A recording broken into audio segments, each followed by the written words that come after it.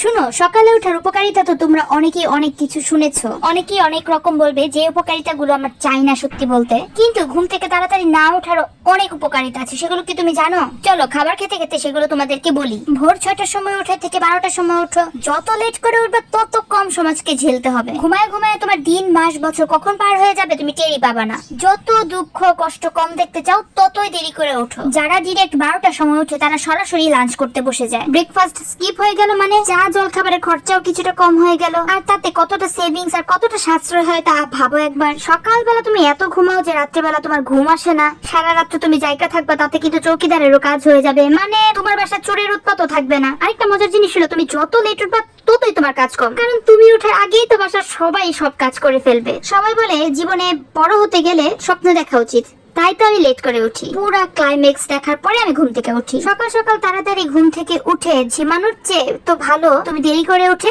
সারাদিন একদম ফ্রেশ থাকবা। আমি বাই চান্স যদি তাড়াতাড়ি ঘুম থেকে উঠি তাহলে তো আমার বাড়ির লোক শকড হয়ে যায়, কিরে সূর্য কোন দিকে উঠছে। আমি আমার বাড়ির লোককে একদমই শক দিতে চাই না। আর ভোরবেলা সূর্য একবার দেখছিলাম গো, একদমই ভালো লাগে নাই। সারাদিনই জানি কিরকম একটা ঘুম ঘুম পায়, এই জন্য এখন আর দেখি না। দেরি করে ঘুম থেকে উঠে 5 মিনিটে রেডি হওয়াটা হইতাছে একটা আর্ট, আর আমরা লেট রাইজাররা হলাম সেই আর্টের আর্টিস্ট। তা তুমি বলো 8টা বাজার 5 মিনিট আগে তুমি হুড়মুড় করে ঘুম থেকে উঠবা, তারপর 8টার মধ্যে খাওয়া দাওয়া করে স্নান টান করে খাওয়া দাওয়া শেষ করে 8টা 5-এর মধ্যে অফিসে গিয়ে পৌঁছানোটা এটা ট্যালেন্ট নয় তো কি? আর যত দেরিতে ঘুম থেকে উঠবা ততই বাবা মার কথা কম শুনতে হবে।